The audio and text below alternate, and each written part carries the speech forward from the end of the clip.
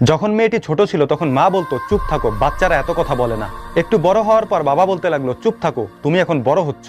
সাবালিকা হওয়ার পর তথা একটি যুবতী হওয়ার পর ভাই এসে বকতে শুরু করলো, বলল চুপ থাকো, তোমাকে অন্যের ঘরে যেতে হবে। বিয়ের পরে শ্বশুর বাড়িতে যাওয়ার পর কিছু বলতে গেল তো শাশুড়ি বলতে লাগলো চুপ থাকো, এটা তোমার বাবার বাড়ি না। ঘর সংসার সামলাচ্ছে, কোনো কথা বা কোনো বিষয়ের উপরে কিছু বলতে গেল তো স্বামী বলে উঠলো চুপ থাকো, তুমি একজন মেয়ে হয়ে মুখে মুখে তর্ক করো। চাকরিতে গেল, সত্য কথা বলতে গেল, বস বলতে লাগলো চুপ থাকো, তোমাকে শুধু কাজ করতে হবে। একটু বয়স হলো, এখন কিছু বলতে গেল তো সন্তানরা বলতে লাগলো চুপ থাকো, তুমি এসবের কি বোঝো।